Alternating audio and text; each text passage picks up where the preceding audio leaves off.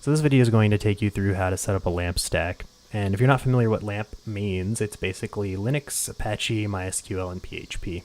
So in this case, our flavor of Linux is going to be Ubuntu, and of course Apache is Apache 2 on Linux. So we're going to basically just go through a basic tutorial on how to set everything up. This isn't really going to be anything about how to code, or how to write PHP code, or how to build a website, or anything like that. If you want to see videos like that, I can certainly make them, but this is just going to be a basic install video, and please don't kill me, I'm not that good at Linux. So if there's a few stumbles along the way, I'm sorry. Obviously, Linux is the operating system, if you're not aware, and then Apache is the web hosting service. You can also use something like Nginx or something similar, but this is the traditional LAMP stack, so we're using Apache. For PHP would be the server-side scripting language, so it would be the kind of thing that you would use to make remote web service calls, query things in a database perhaps, do some post-processing on things, or get stuff from somewhere else on the server, transfer file. You can do basically anything with PHP, right? I mean, as long as you're smart enough to figure it out, or at least you have enough Google knowledge, if you will. So that's pretty much that. And of course, MySQL, which is the database that we would be using for doing database things. First and foremost, we basically have ourselves a shiny new VM that I spun up specifically for this video, and I just put it on my Amazon AWS EC2 account, basically, or my dashboard. If you want to see a video on setting up a server on Amazon AWS, let me know in the comments below, and I might be able to do that at some point. But for now, what we're going to do is basically just go through how to set up a LAMP stack. So obviously first we have Linux. Anytime you upgrade or start a brand new VM, you'll want to at least check for some updates, right? So in this case we have apt-get for updating things, so I'm just going to sudo apt-get update, and that's going to update all of my repositories to go get the latest things, packages, etc., right? And then we're going to do apt-get upgrade, which basically installs all of the updates and all of that stuff. In this case, we have about 20 things to upgrade. So I'm going to go ahead and just say yes to all of those, and we're going to go through it. Basically, this is just updating all of the things on the machine, pretty much any updates that come out for Ubuntu. So this isn't necessarily something I do very regularly unless I'm having a problem or I need to get around a bug or something like that. You know, Linux is pretty robust overall. Like, it's kind of meant to just work for most of the things, right? Like, it's just meant to function. So you don't really have to worry about it too much. I just always do it before we even start doing anything like this because I like to have the latest and greatest. So we've taken care of the L part of the LAMP stack. So the Linux distro is updated and running. For those of you who are curious of what this fancy terminal window I'm using here, this is called MOBA Xterm. I highly recommend it if you have lots of VMs that you go into or use. This allows you to actually do things like FTP into your server. You can see that over here. You can actually look at the hierarchy here. You can also tell it to follow the terminal window, and it also allows you to remote into a bunch of stuff, so you can save a ton of sessions and you can have multiple tabs going.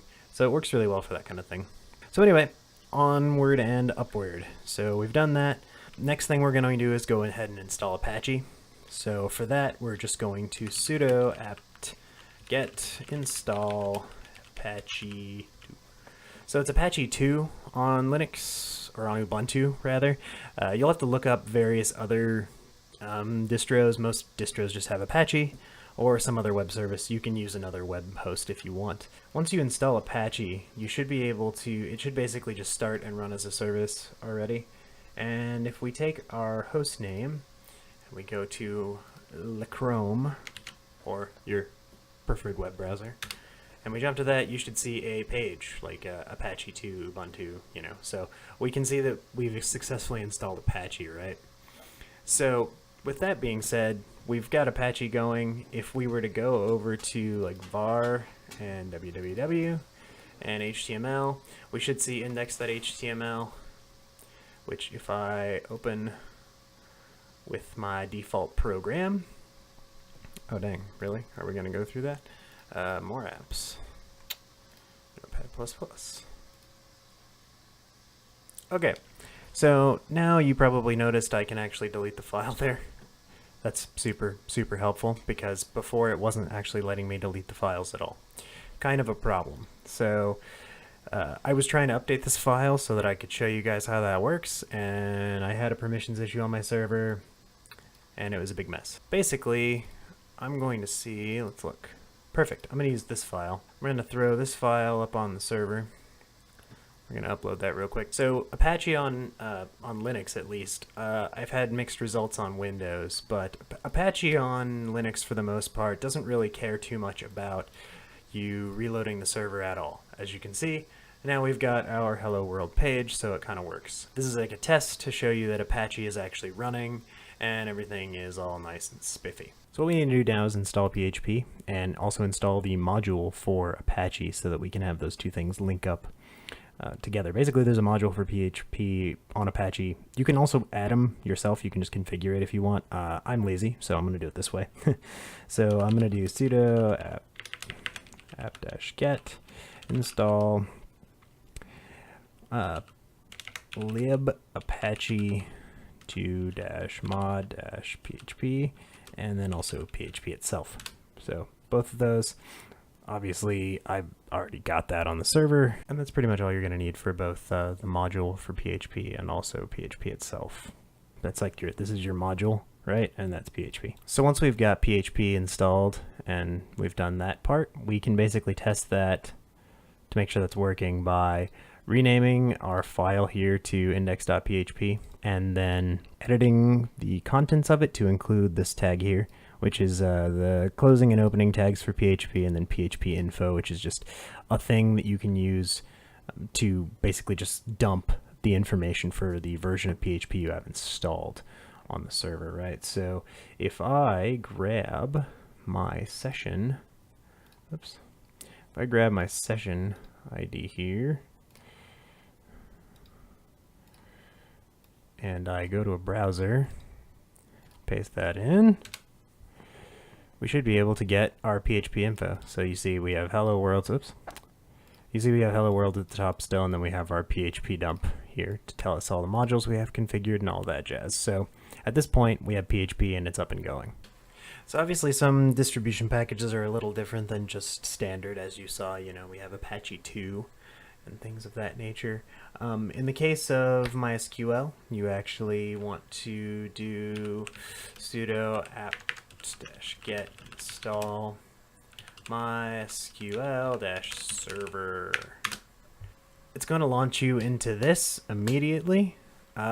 Basically, it's going to ask you to configure some basic things for MySQL. So I'm going to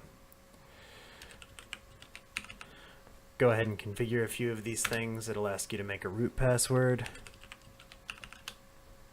and then it's going to go ahead and install a bunch of other stuff, just like that. So in order to confirm that we've got MySQL installed and functioning correctly, you can type MySQL, and of course if you have a root, or if you have an account or a password with root, you should type that, or you'll be prompted for that. If you don't have a password for the root, you won't. But we'll do -u and then root in this case, and you can make other user accounts and things like that for MySQL, but I'm not going to cover that all in this video. So, and then we say -p, and then enter root password, and then we have MySQL, right? So then you can say like show databases.